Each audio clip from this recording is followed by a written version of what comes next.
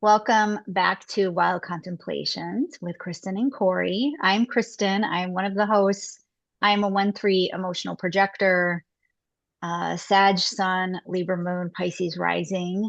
Cori and I are on this journey around the wheel, contemplating the gene key that is illuminated by the sun and its programming partner in the earth. And we are having fun on this little journey. So thank you for being here. And Cori, would you like to introduce yourself? Yes, thank you. I'm Cori. I am a 4-6 sacral manifesting generator, a Cancer sun, a Virgo moon, and Virgo rising.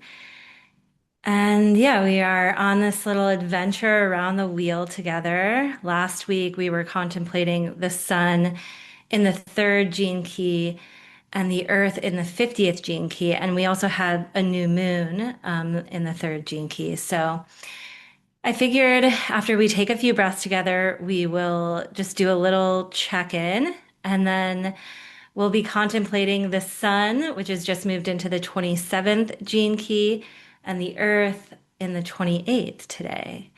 So if it feels good to just come together in this space with 3 breaths, maybe closing the eyes or softening the gaze and bringing a hand maybe to the body, and just 3 breaths.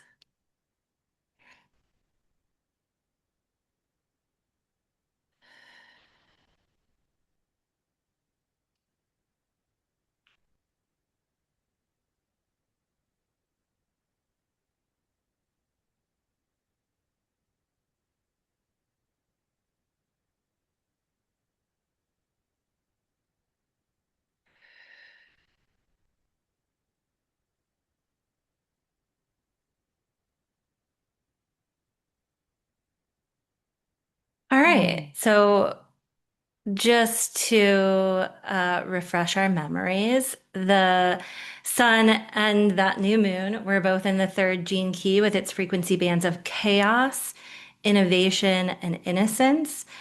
And then the earth was in the 50 with the frequency bands of corruption, equilibrium, and harmony. So, yeah, let's just do a little check in. It doesn't have to be with that energy, but just what's been coming up or what's alive right now. Yeah, so actually, what I'm sitting with right now is that I did a new moon ceremony on Friday.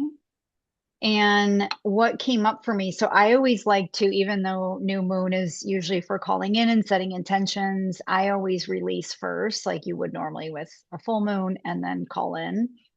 And so I'll share that I wrote them down, responsibility of other people's experiences.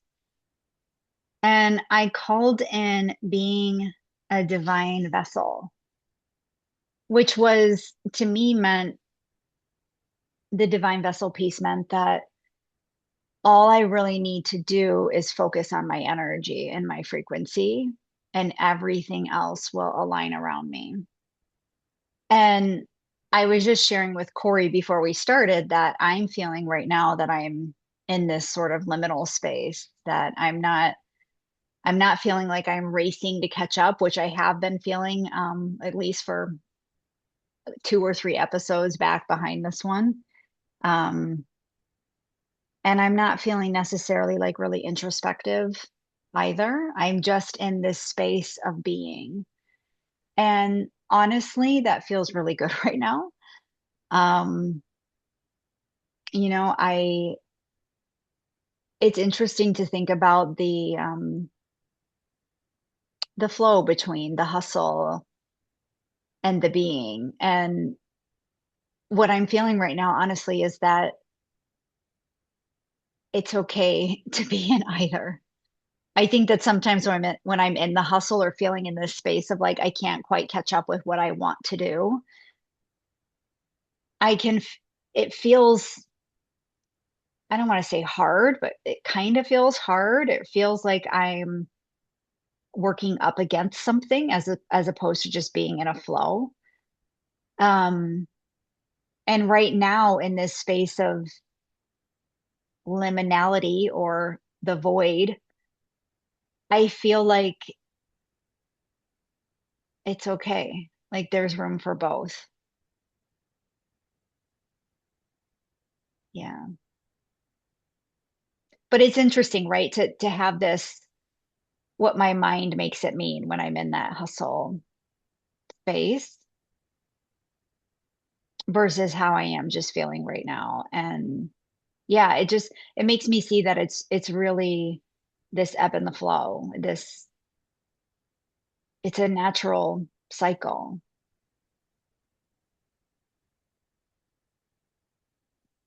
Yeah, I'm really feeling both of the keys here as you share just everything really, from the release and the setting of the intention, because that new moon in the three, it's like a new beginning, but with that, there's also an ending. It's really connected to the closing out of cycles and the starting of something new. And I really felt with this new moon in particular, like a big release was being called for in my own life.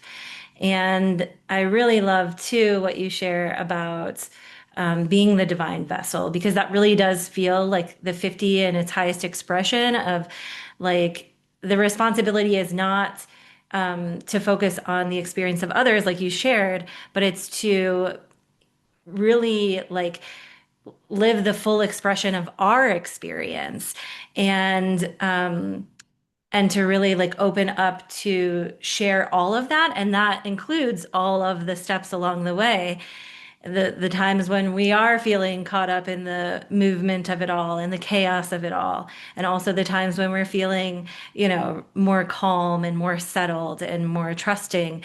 And it is this like ebb and flow and balance and equilibrium that is just a part of life. It's already kind of woven into it, and it's not so much that we have to like find it, that it actually naturally finds itself, I feel like.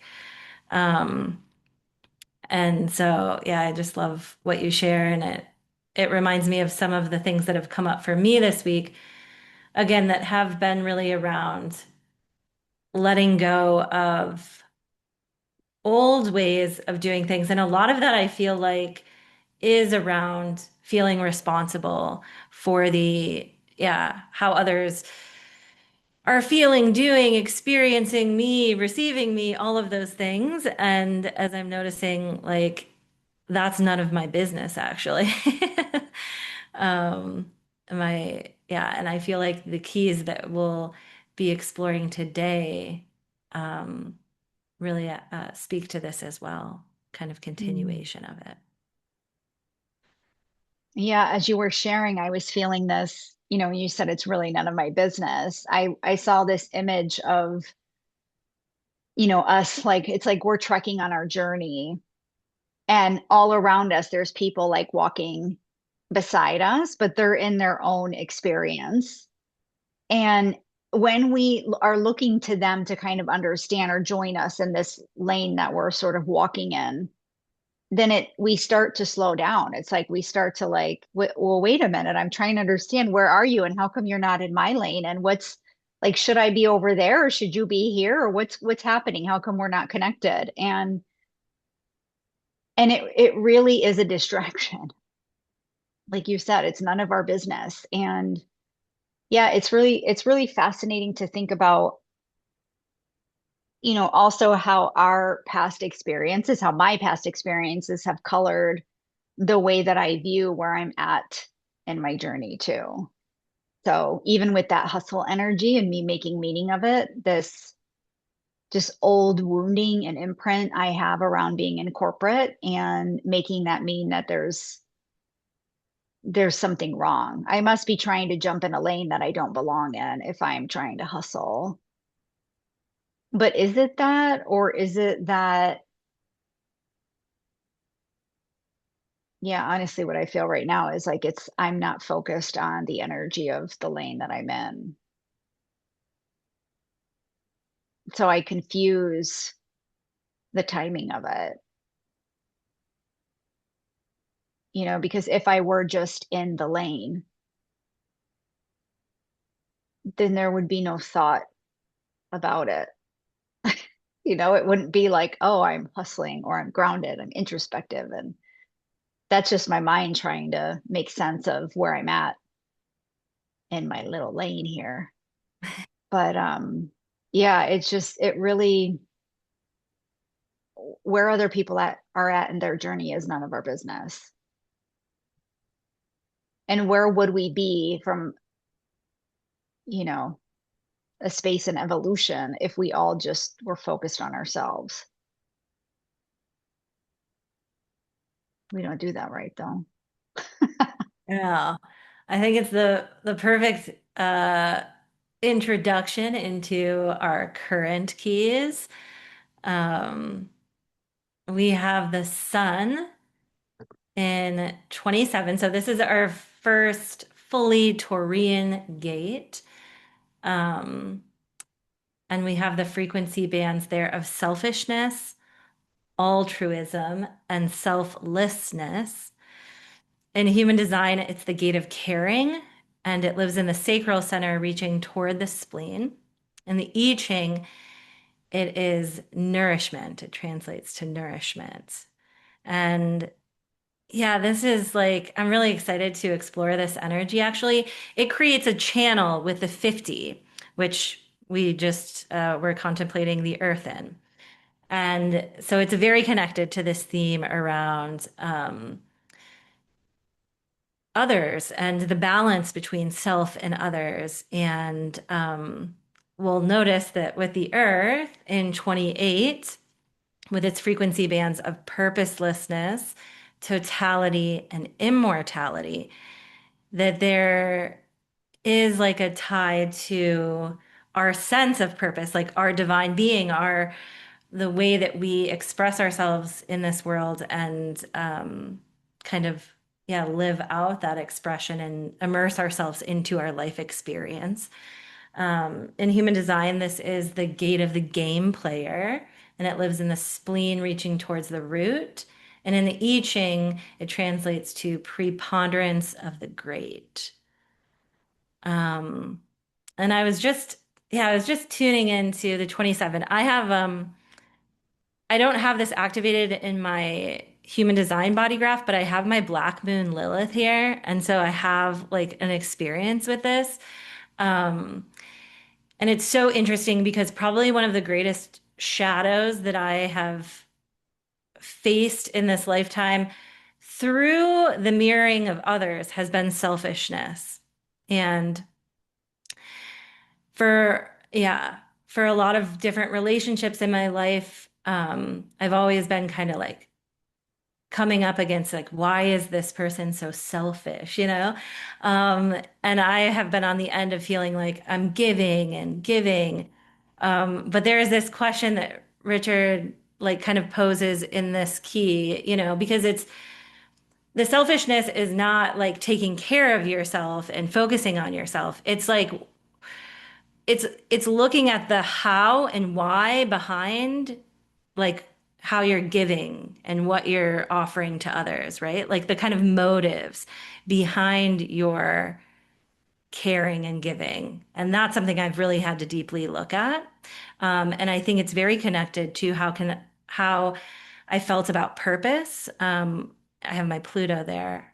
And I'll get more into that in a bit, but like I think that it was much stronger that I was trying to like give from these places of fulfilling me in some way or making me feel good about myself or like the motives were a bit selfish in a way because I didn't have like the sense of purpose that I do now and and that was kind of like a way to feed that emptiness so to speak. I'll stop there and check in. Hmm. So how do you feel that has shifted for you? Because it's interesting for me to hear. I mean, not that I know you like super, super well, but I mean, we've been connected now for how long?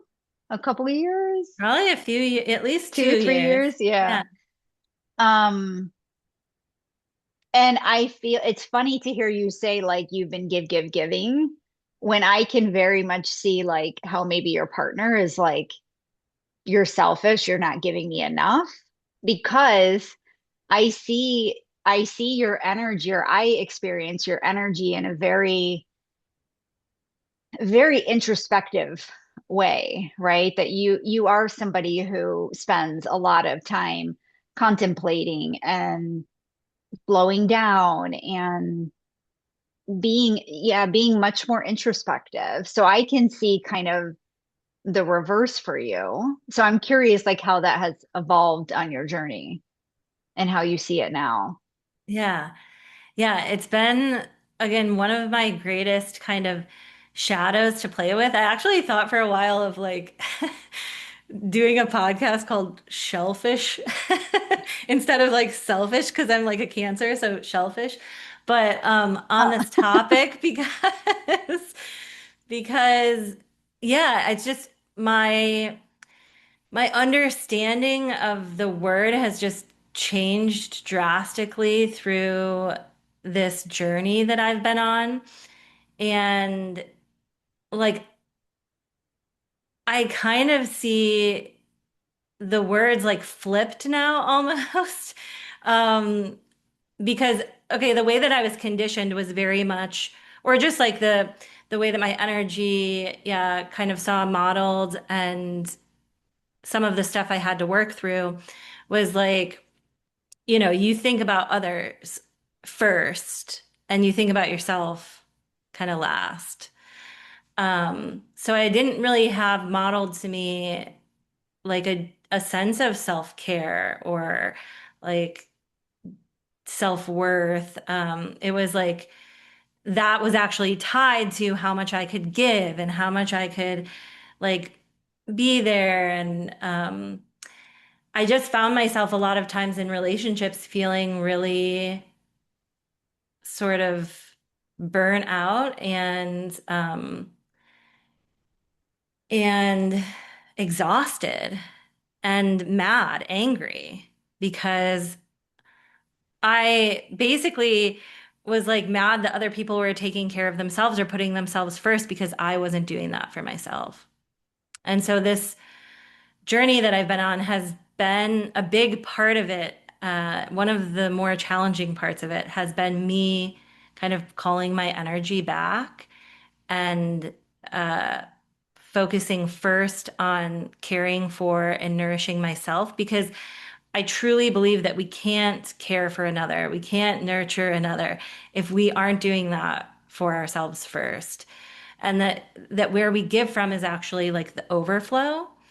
And yeah, so it's still a dance. Like it's still, and it's in like subtle ways that I notice myself doing it. It's hardest with the people closest to me.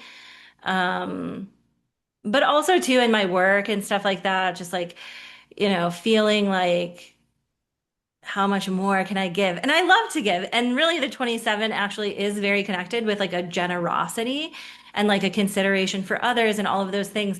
But I think for me, it was coming to this understanding of like, again, getting clear on like what lane I was in and like how can I actually give and care and nurture in ways that is in alignment with my highest expression and my purpose. And not purpose in like something I do. Like for a really long time, I searched for a purpose. What is my purpose? I was obsessed with finding my purpose. And then finally, I just got to this place where I was like, oh, like the Gene Key has really played a big role in it. Like my purpose is just being me and like being my full expression and not shifting and changing myself to fit in with other people or to make other people happy or to, calm the waters or whatever it is.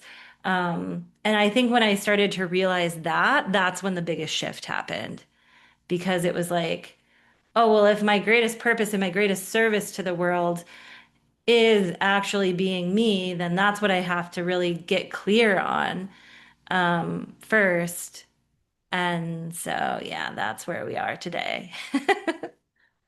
mm. I wouldn't be surprised if a lot of people listening right now can really relate to that modeling, and you have to. really think about the other first. And who are you if you're not willing to give and love others? Because I think that's the way, for me at least, it was modeled that if I do those things, that it must mean that I'm a loving and caring person, right? And if I don't, then I'm selfish. So I would be super curious for those of you listening, like what your experience of that word of selfish has been in your life and how that's reflected now. And, as you were sharing, I was thinking about how, so in my experience, having, always giving to others, right? Even in my friendships, I was the advice giver. I was, the one you came to listen and give my perspective. And I found that I was in a lot of one-sided relationships and there wasn't a lot of reciprocity.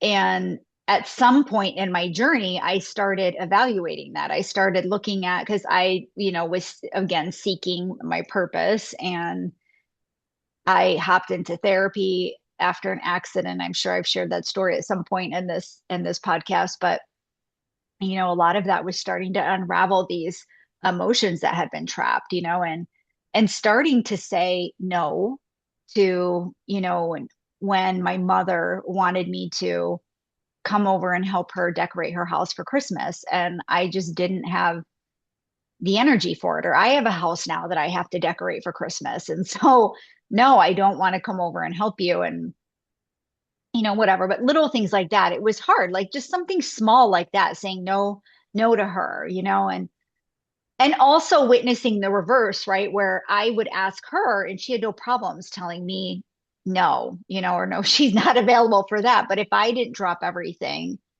and come running to her, then there must be something wrong with my heart or the way that I show love in the world, or I'm selfish and all I care about is myself. Or even when I had those friendships that I would confront and say, like, well, you never really asked me about me. Like I want to be in friendships where you also care about what's going on in my life. And the friendships would end and they would tell me that I'm selfish for even asking for somebody to care about my life too, even though all of our conversations revolve around the other person. So, what's interesting to me though is when we think about the actual journey.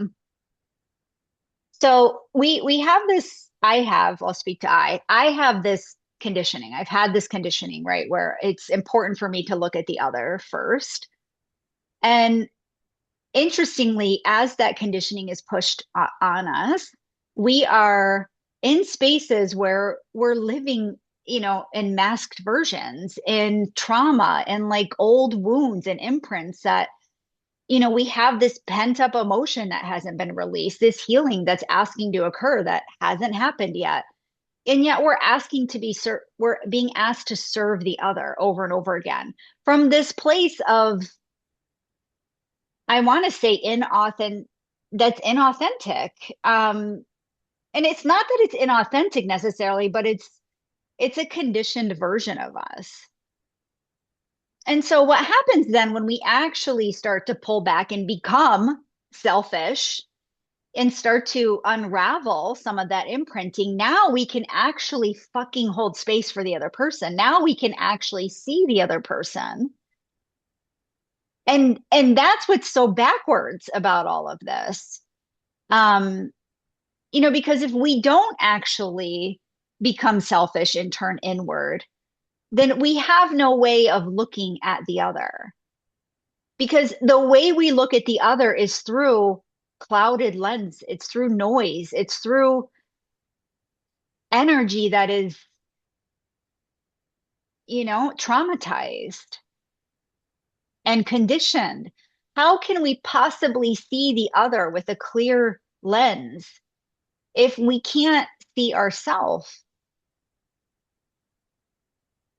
And a lot of times early on in the journey, we don't even know that we can't see ourselves with this clear lens. We're just, you know, doing what we can to keep up with society, to keep up with what's expected of us, to stay in the norm.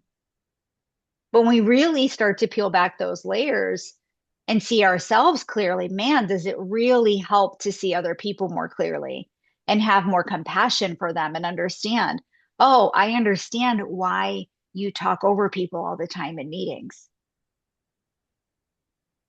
I can have compassion for the fact that maybe you were never heard as a child. Maybe, you were shut down or your voice was shut down or, pushed aside or not acknowledged or whatever the fuck, like whatever happened. I can have more compassion for that. You're not just an asshole. You're working through the world in the lens that you can currently see through right now.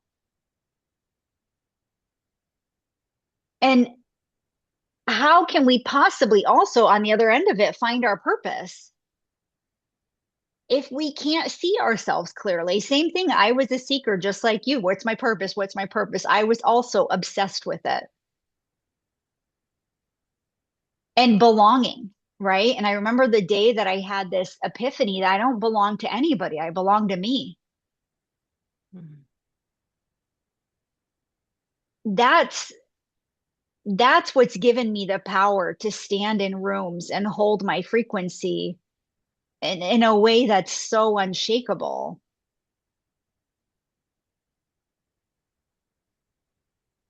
And it's amazing. It's amazing to feel that and then also be able to witness other people and their frequency and also see the ones who are still trying to fit the mold, who are trying to be in the norm, who are trying to do what they think everyone else is fucking doing, that they should be doing. You can tell it from a mile away when you've unpeeled those layers and had the courage to say, who am I? Because I always say to people, like, I had a mentor, and I might have shared this in the podcast before, but I had a mentor draw the bell curve for me on a napkin once, and she drew this like circle around the major on the very edge of the curve, and she said, "You're an outlier, you're an extreme outlier. So your whole life, you're going to feel pressure to come into the norm, the big bell." And it takes courage to be an outlier because most of the world is inside that bell. But when you have that courage to step out and understand who you really are, that's when we can be of true service in the world in a way that is really selfless. I ask every night now to like, please just guide me on my path of greatest service because I'm willing to do that now. Whereas before I was, who am I? Who am I? Who am I? And I was just trying to find me. Now I'm like, how can I take this now and help others? That was a long dissertation. Thank you for listening. It's perfect though. It's a perfect just look into the shadow and how the shadow contains the gift for us and um, really how, like you said, looking at like ourselves clearly, fully, like understanding why we're doing what we're doing. I think maybe this is a big question of these two. Like, why am I doing that? Am I doing that because I was taught to do that because, I just saw that that's how things were done? Is this something that I really want to be doing? And what is the reason behind it? Am I doing it so that I fit in? Am I doing it so that I look like I'm a good person? Am I doing it so that yeah, I can get something out of it in some way, shape, or form? Or am I doing it because it's truly like I feel excited about it. It feels like what I'm here to do and move through the world. And then through that, like that's reverberating out. And it also gives other people permission, like you said, to step into that truth as well. Um, I just think that that's so much more powerful than anything that we could, like, I'm saying this to myself who used to be in this place of like give or, in ways that we could serve that are from, again, this place of like, oh, what can I do? How can I help? How can I, like these questions, I think are just, I was asking the wrong questions before, I think is what I'm trying to get to. And I was focused on the wrong things, thinking that I was helping again, or thinking that, but just not really having an understanding of my why. And because I didn't have an understanding of my why, then everything was kind of just very blurry. And I was operating much more on that, like uh, going through the motions of just what I had kind of seen um, than what I really wanted. And I love that the 28, I don't know if I already said this, but I have my like design Pluto here. Um, so I've gone through some really like transformative experiences with this, but I love that in human design it's called the gate of the game player. It just feels Hmm. kind of like like we get to have fun with it too. And not take it like so seriously, but like be kind of like, yeah. Um, I almost am thinking of a chess game or something, strategic in the way that like we know what we're doing. Again, getting clear on that why. Hmm. Have you read the book, The Game of Life and How to Play It? I don't think I have.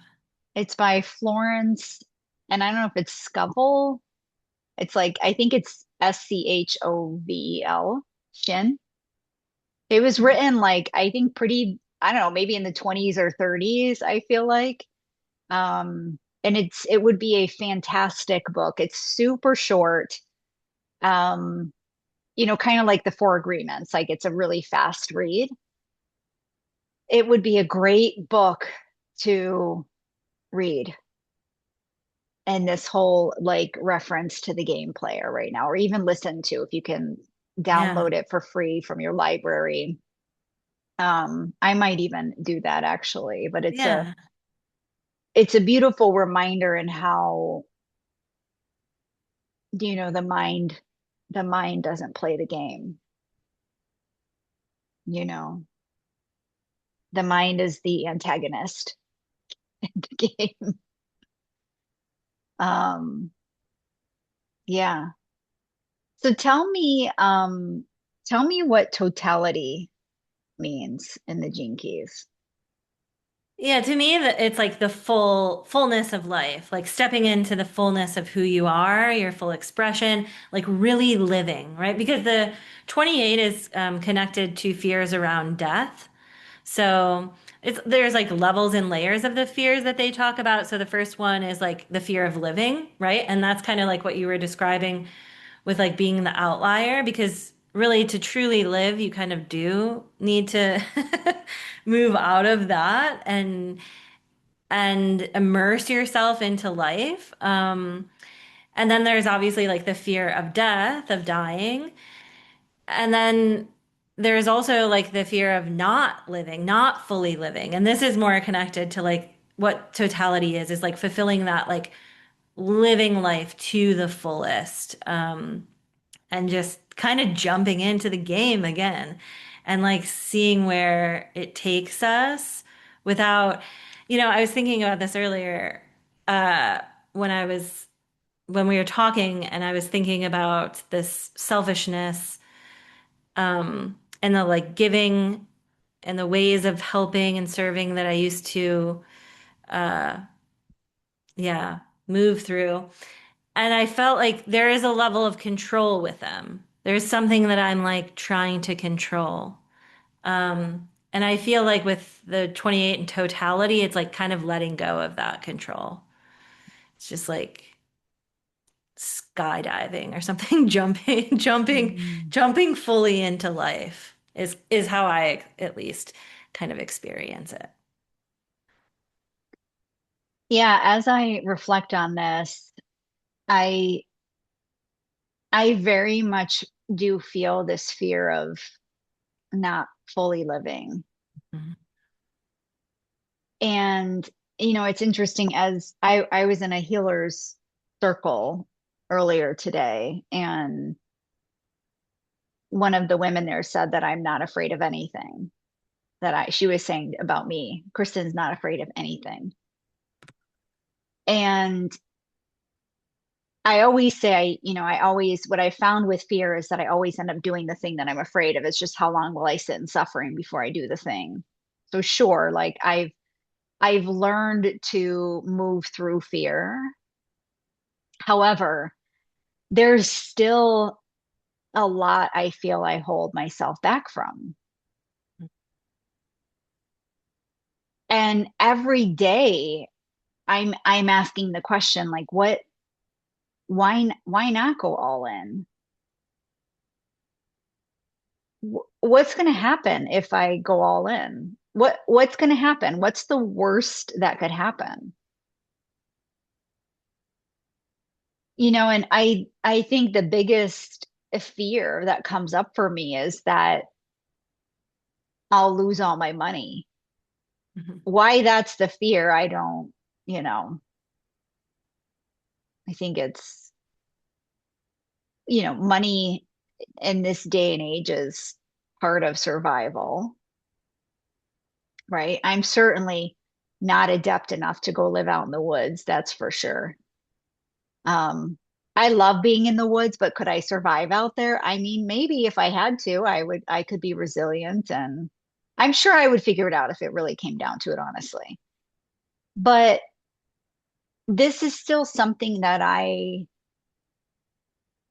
yeah, I question every day. Why am I not just going all in? And I don't know the answer to that. I feel like if I knew, I would be all in. And there's a lot of my energy that is still, very extreme. I think people would consider it very like intense and extreme. And I'm either all in or I'm all out kind of energy, right? But even still, and even with all the work I've done around fear, there's still this great fear that resides within me, you know?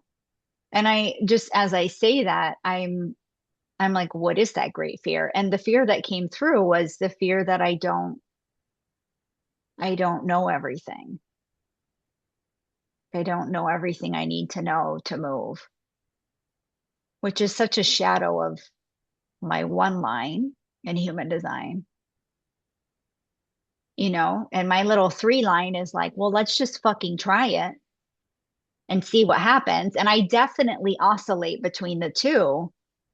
But in that oscillation, I'm still like, I know I'm not, I could be moving a lot faster. And I think people look at me and think I'm already moving fast. But I feel like I'm over here at a snail's pace. I'm way behind everyone else. I should be further along. What would my life look like if I truly had no fear? Yeah, I'm open to reflections if you have them. I love it. When you were sharing about like, you know, going all in, I was just seeing like again at the game player aspect, I was seeing like someone playing poker and like and like putting all their Yes. chips in the middle of the table. And then you said that the fear was like losing all of your money, which like felt like the fear of that, like pushing it all in. And yeah, I've really been noticing themes around money coming up lately, and I think that I think there's this invitation to start talking about it a bit more.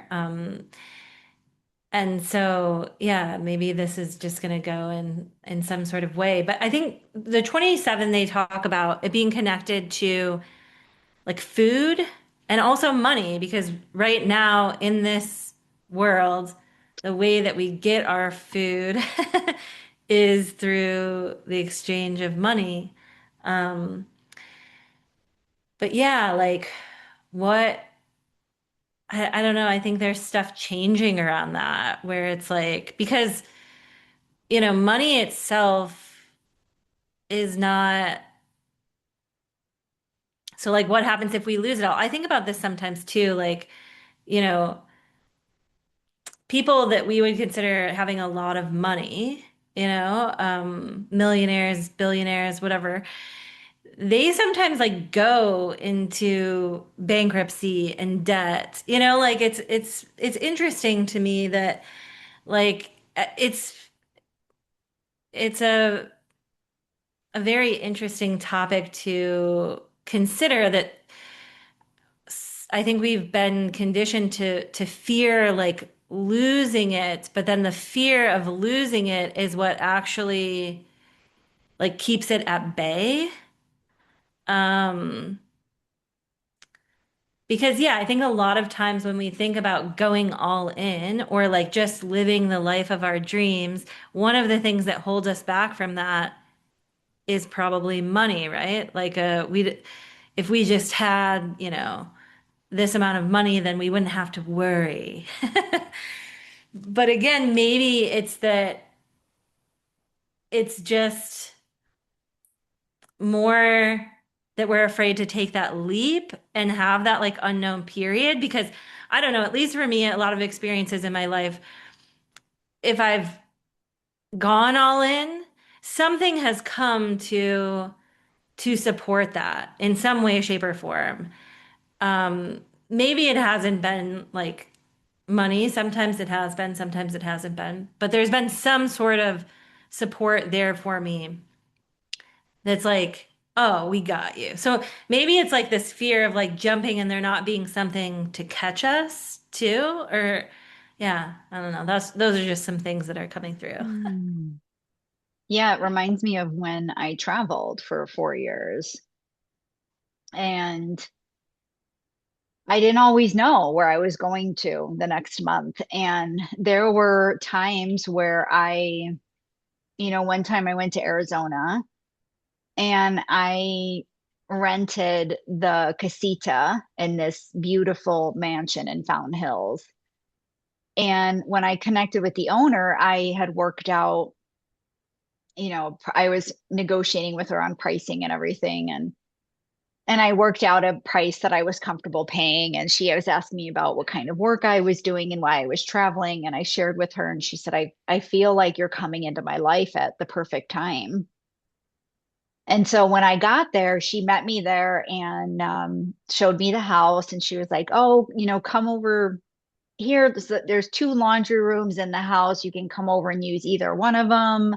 Come over here and use the kitchen in this space because the casita had like an oven, but it didn't have a stove. So she said, I'd just be more comfortable if you just came and used like the full kitchen.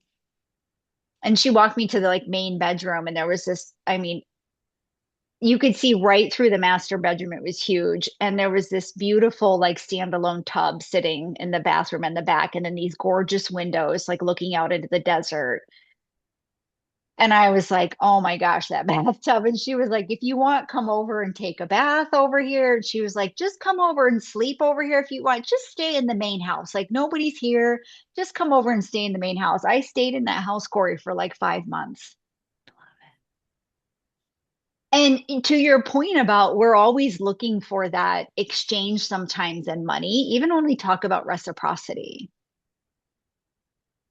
And this is something also that I learned too, in exchanging with people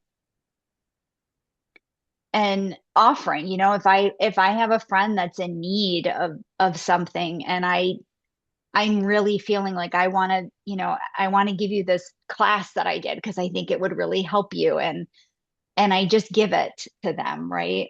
And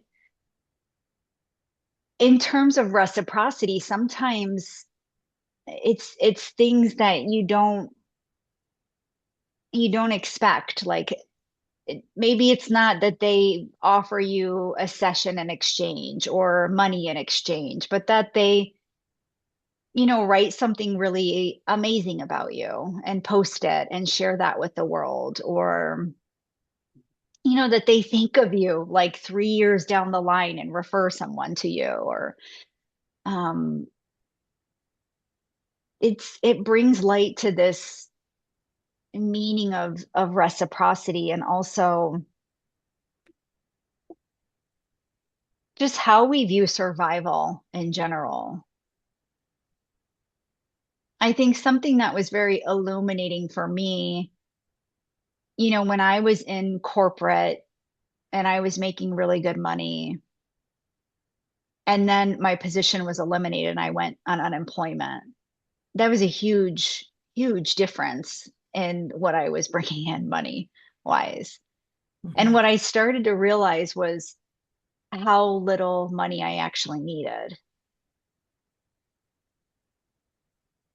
And yet, when I was in corporate, making over six figures, I still never had enough.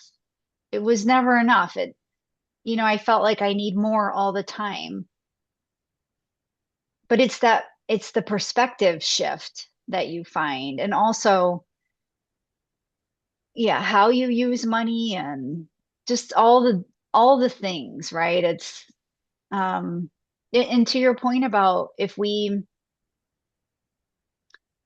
have this fear of losing it, then we put this barrier up, right? Because if we're going to hold it so tightly, why would it want to come into Mhm. our energy? Because money wants to be circulated, right? And so what I've always focused on, to your point about whenever I take the leap, I'm always supported. I've always just focused on, is this in my highest alignment? Mhm. Is this spend in alignment with, where I see my path going, or the direction that I want to be headed in? And as long as I maintain that frequency, that alignment, then yes, I am supported in ways of, whether that's, here, stay in this mansion for 5 months, and right, or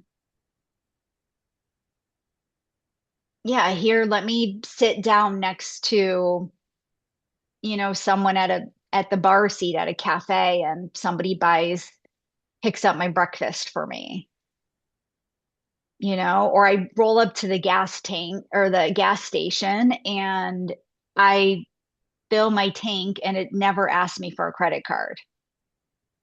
you know or I take money out of the ATM and it gives me double what I asked for, or like, I don't know, there's these things that just happen, right? And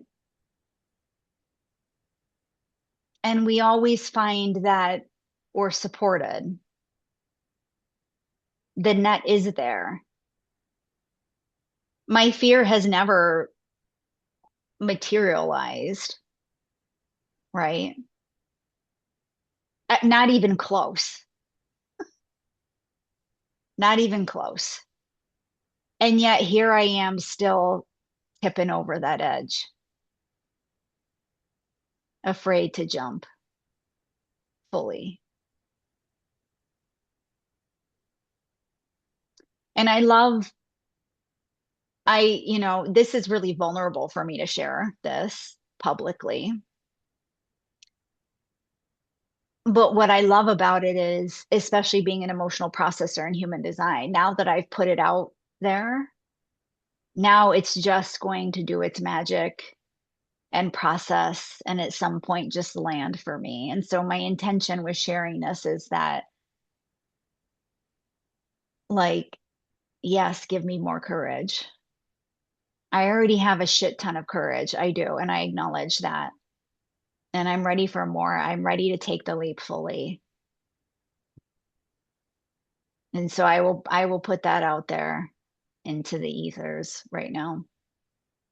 To be in, as I said earlier, like, be in that divine vessel. Why Mm. else am I here but to hold that energy and just imprint it all over the world, everywhere I go? and trust even when I can't see that there's something that happens because of it, but trust that every little path that I walk, every place I step foot in, every place I leave a little piece of my energy, that it's only amplifying amongst with other people in the world that are holding that frequency too. That's what will create change. That's what will create courage.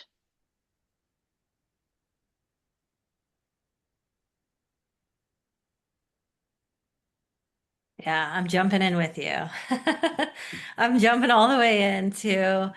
And just, yeah, it reverberates so far out when we take that leap into our fullest expression, our truth, like following what we know is the way, even though we don't know how we're going to get there or what's going to what's going to show up along the way or what's going to be there to support us. And I feel like the more that we do this, the more that we open ourselves up to these exchanges that feel like you were just sharing, they feel magical almost. It's like, because there is not this barrier of, oh my gosh, like I have to fend for myself and I have to, like, it is this sort of survival selfishness that's thinking like, I've got to keep myself boxed in and I have to focus on me and it's like it doesn't want to like just let the energy flow through. But I feel like when there's the leap, that it's like allowing and receiving, but it's also giving so much. And it just feels like this like whoosh, whoosh. I don't know.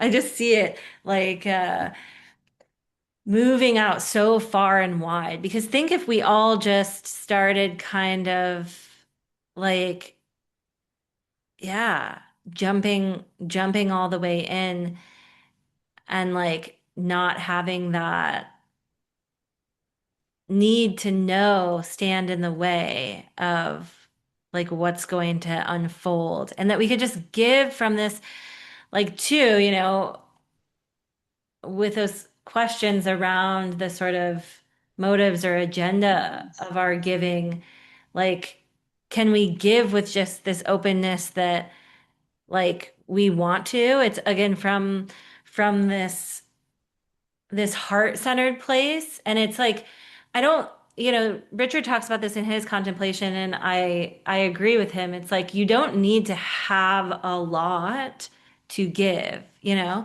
There are so many ways to give. And again, I think each of us has our own unique way of giving, and that can change a person's day, that can change a person's year, that can like, just like the smallest act of kindness, I think carries so much more uh, of that like truth and love frequency than, hours in front of the TV and the fear frequency. Mhm. 100%. I think that what you said with the motives, like what is your motive behind giving, I think is really important because, you know, if your motive is to be seen, for example, right? Like if people, think about like people who give donations and then speak about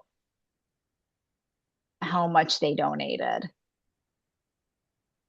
What is the purpose of that actually? Are you doing it so that people can say, "Oh, what a nice person you are because you've donated all these things?" Are you looking for people to validate that, or even say like, "Yeah, you make a lot of money and I'm glad to see that you're putting it towards giving back or whatever," right? What is your motive behind that? Versus even someone who will donate anonymously. And also in in cases where, so I've done this before, like it's something I'm still learning against as a business owner, just because I believe so strongly in reciprocity. Sometimes I give myself too freely, and I'm like, how, because I believe so strongly in supporting each other. My first instinct is, how can I support you? Oh, I have a connection for you. If you're interested, I have people who would be interested in this. I would love to share this, offering that you have with my audience, or like whatever it is.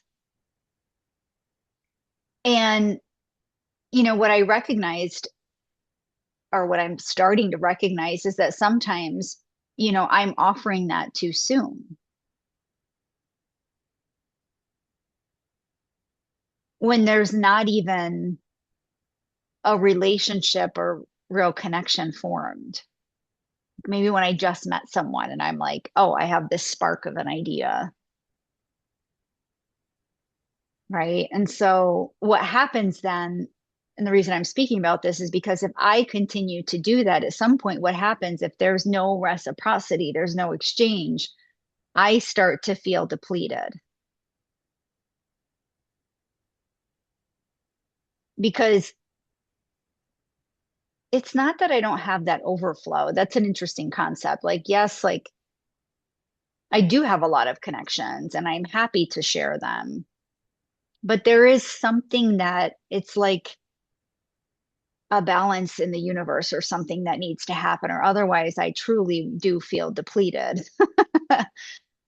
um, and it creates bitterness for me as a projector sometimes, when I feel like I'm showing up in spaces and I'm giving, giving, giving, but I'm not receiving.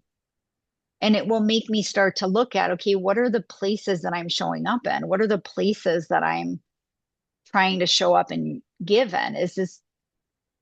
Are these the spaces that are in alignment for me right now? Is this the energy that I want to be in right now? Does this feel good to me? Do I feel lit up when I leave these spaces? Do I feel depleted when I leave these spaces?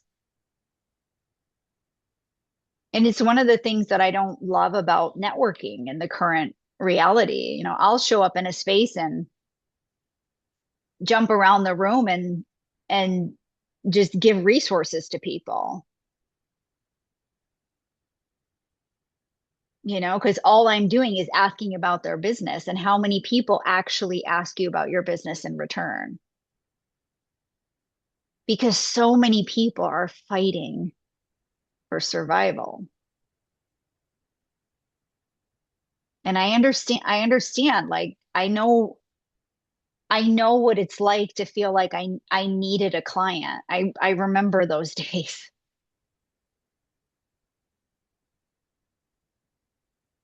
but now it's like, now I have so much evidence that if we just follow, as you were saying earlier, what lights us up, does this light me up? If we follow what lights us up and just keep compounding that energy, the business will show up. The reciprocity comes in a different way, right? In a way, we're putting energy towards, like, yes, I'm following this good vibe, this good energy. I'm following it. And now I'm getting invitations. But I think there's a real, like, going to the motive. I'm just bringing up a couple different examples of how I think it's really important. When I was going in those rooms and just, oh, let me give you all my resources. Why was I doing that? Mhm. You know, because I wanted to be seen,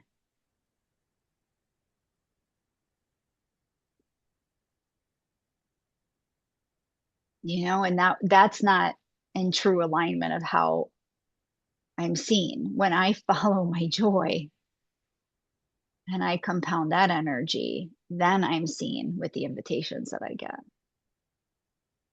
Not always about giving freely in the way that we think is giving freely.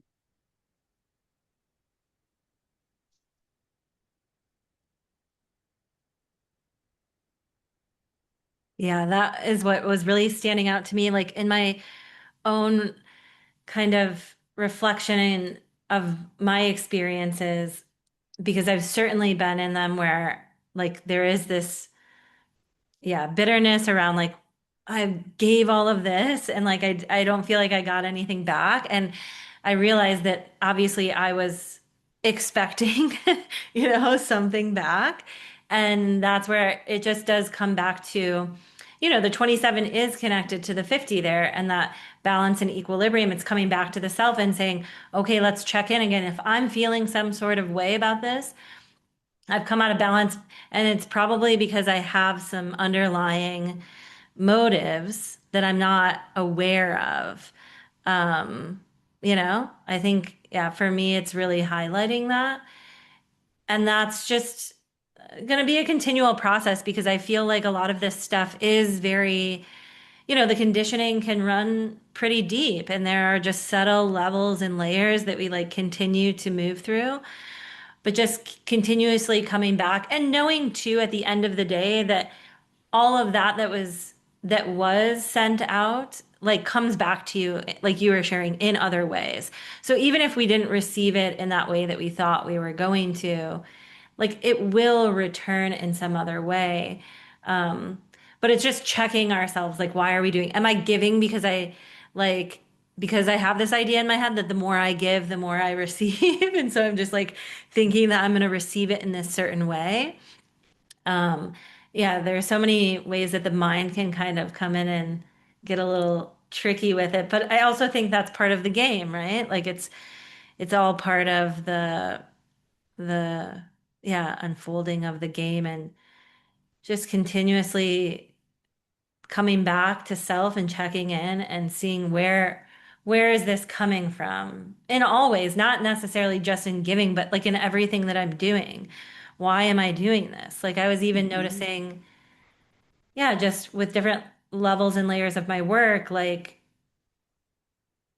really contorting to like because I think this might be helpful for people, And those subtle like underlying levels, I was feeling like they were, altruistic and that they're, and they're, but there was also this like I was trying to make that happen instead of just being myself, instead of just doing what I felt that joy, that that lighting up for, like there was subtle layers underneath that were yeah coming through that I just what I needed to take a beat come back and be like, oh, okay, I see what I'm doing here. And I can be very compassionate with myself. And like you said, that compassion for self, then like then we can hold that compassion for others too, because we see that it's not as yeah, there's just a lot of layers to it. And we're all just trying to figure it out, right? Mm-hmm. Mm-hmm. Even from a masculine feminine energetics perspective, one of this woman I know spoke to it in terms of like when we're working in our business, if we are doing, right? If we don't step back and receive, we can't do, and then receive at the same time. Like we have to submit on the doing in order to receive. Like we have to allow space for that balance, right? So same thing with the giving and receiving, right?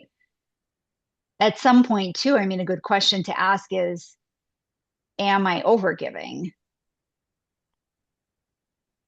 Am I allowing space to receive? Am I even holding the energy of I'm able to receive, I am willing to receive? Or am I out there just proving, doing over and over again? There has to be space for that reciprocity. I don't even want to say balance, right? This equilibrium between the two. Yeah. It makes me wonder, like, because I was thinking about extremes on both ends, right? So am I over giving? Am I over receiving? Is that a thing? Can we over receive? I don't know. Hmm. Yeah, that's an interesting contemplation to sit with this week, right?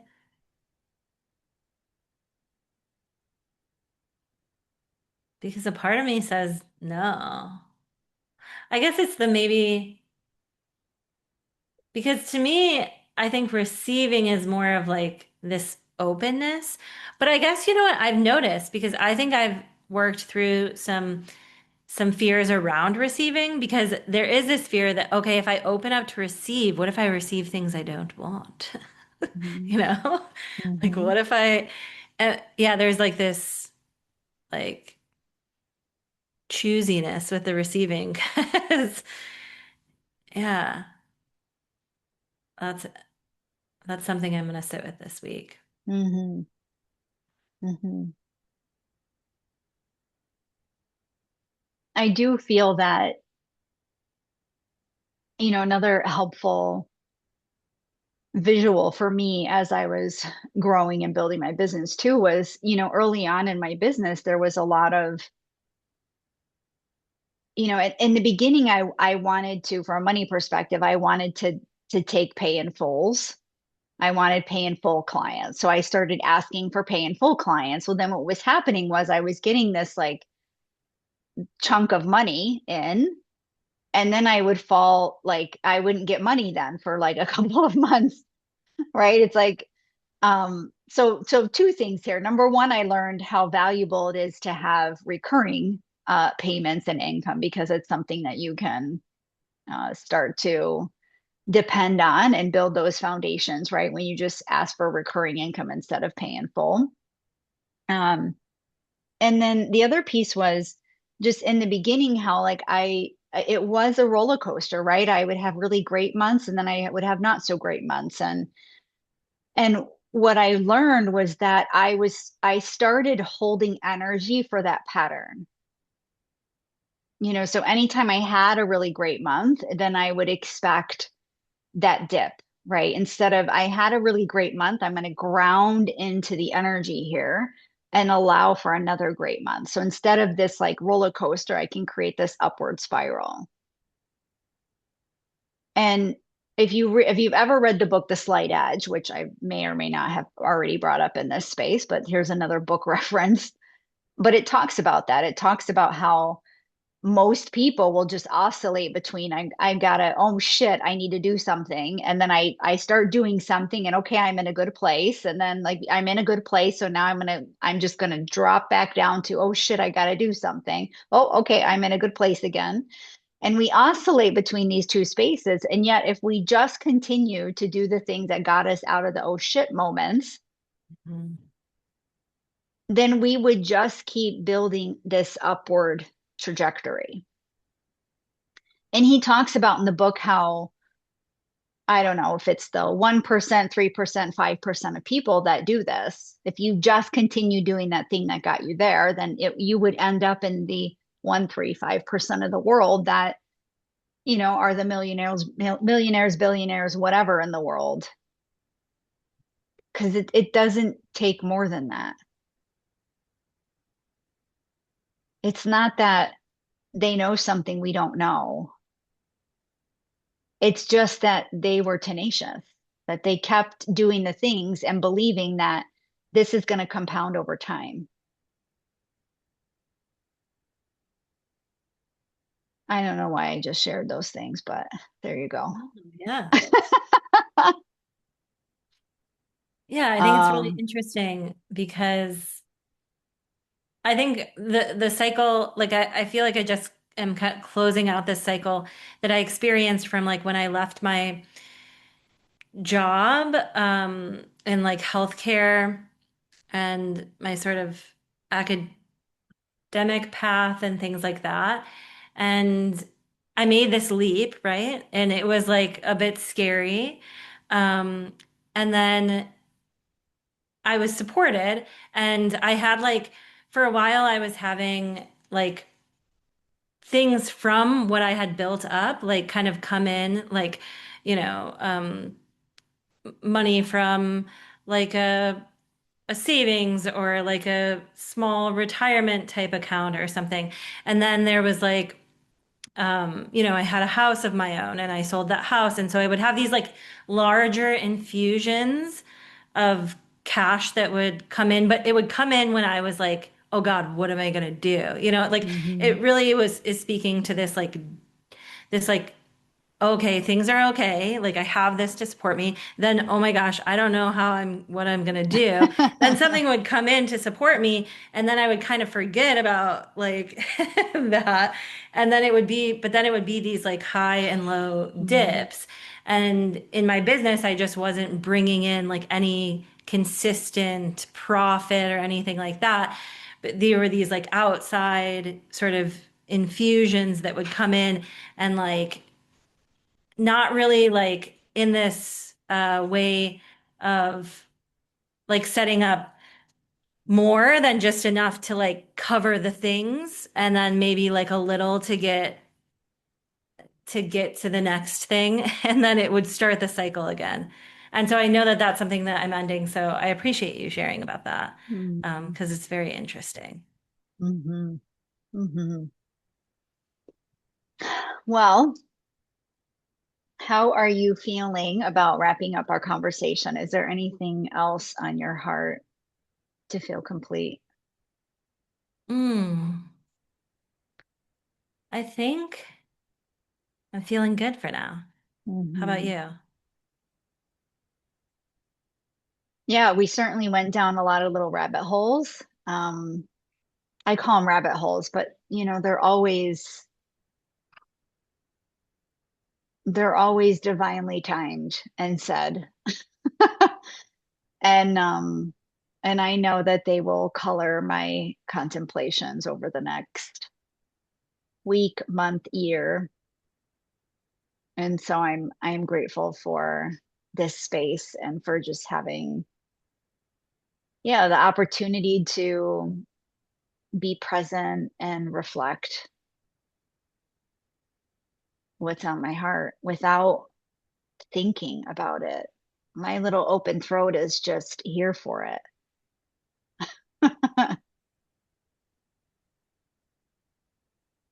Oh, I love it. And it feels like the generosity because again, it's pure expression. It's honest, it's authentic. Yeah, it's what we're talking about. Mhm. Mm. All right, guys. Well, thank you for being here with us for this episode, and if you've been with us along the journey, thank you for that too. And we hope that you feel inspired to share with us what your contemplations are as well. And we love to hear them. So please, we invite you to share them. And if you love this episode, please share it with someone who you think would love to hear it too. And we will see you next time.